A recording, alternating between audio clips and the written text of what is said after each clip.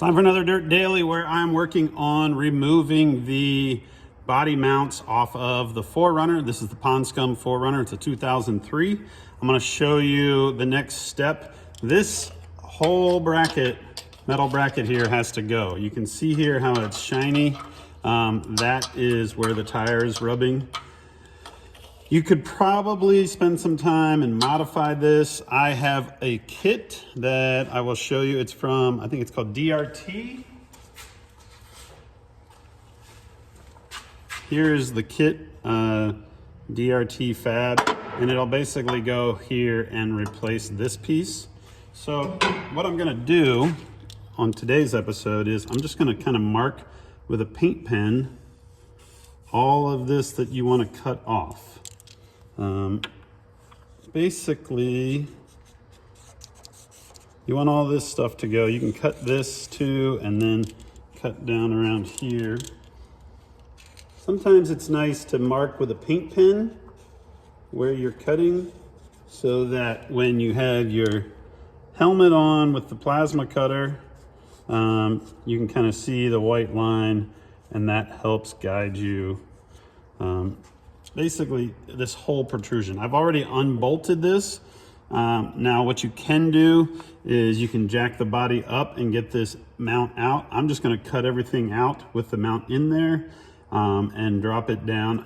I've also measured the height of the body off of the frame, and you want to return that to stock after you cut this out. So next step, get out the plasma cutter, start chopping. All right, it's time to start cutting. Here's a few tips. If you're using a plasma cutter, be sure to wear your safety gear. Definitely wear gloves. You can wear dark goggles, or you can wear a mask. A lot of these helmets nowadays, you can set them so that they have like a cutting setting, not a weld setting, so it's not as dark. It's also important to wear proper footwear, which I'm not doing, but do as they say, not as I do. You wear like sneakers like I'm wearing, and the sparks can fall, burn a hole right into your shoe, burn into your leg through your socks. So be forewarned, this is gonna happen if you're using a plasma cutter. And then that's why a lot of times you might see me cutting and then dancing around.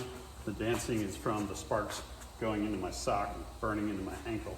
But definitely wear gloves, definitely wear face gear and all that stuff. I'm gonna start chopping on this thing and show you guys the next step on these body mount modifications.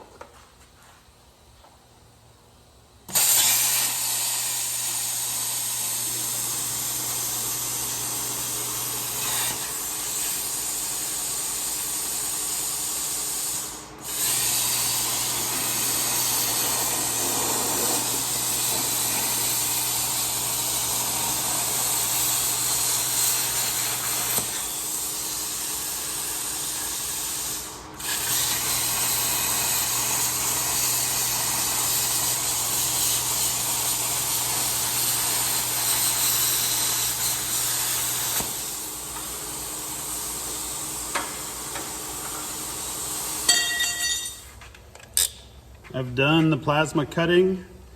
There's still a lot of bracket still on the frame here, but you also have to be careful when you're using the plasma cutter that you don't chip into the chassis. You don't want to like punch holes through the chassis. You want to get, I like to cut not enough and kind of work my way closer.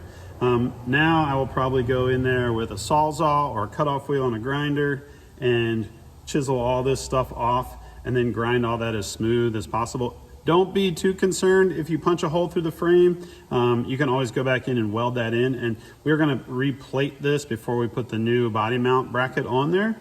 So now is the boring hard work where you're just chiseling away, cutting away, and grinding until this thing is nice and smooth and pretty, so that the next Dirt Daily we can start putting brackets back on. All right, thanks for tuning in.